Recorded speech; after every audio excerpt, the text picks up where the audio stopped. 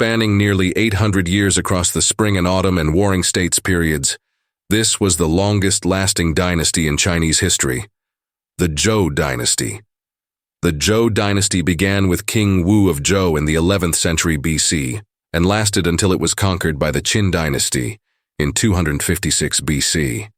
Its establishment can be traced back to the Battle of Muye, where King Wu valiantly defeated the troops of the tyrannical Shang dynasty ruler Zhou Xin, bringing an end to the cruel Shang rule. The Zhou dynasty divided into two main periods. The first half is known as the Western Zhou, approximately 1046 BCE, 771 BCE, during which centralized power was relatively strong. The Zhou royal house held considerable authority, implemented a feudal system, and it was also a period of flourishing ritual culture and bronze culture. The second half is known as the Eastern Zhou, 770 BCE, 256 BCE, which can be further divided into the Spring and Autumn period and the Warring States period.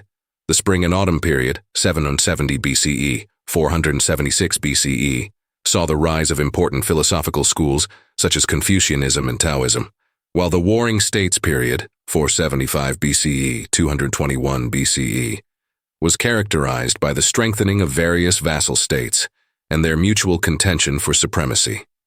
Eventually, the state of Qin unified the 6 other major states, bringing an end to the strife of this era. The most precious legacy the Zhou dynasty left was the mandate of heaven ideology and the divine right of kings system it established.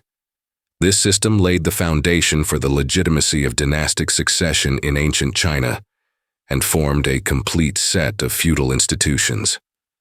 During the Spring and Autumn period, we witnessed the great flourishing of the 100 schools of thought, and Confucius's Confucian philosophy took shape and developed during this time.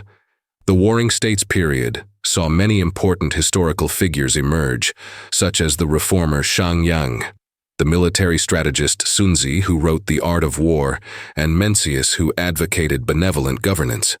Though a brief minute cannot fully capture the magnificence of this dynasty, it made outstanding contributions to the development of Chinese civilization that should always be remembered.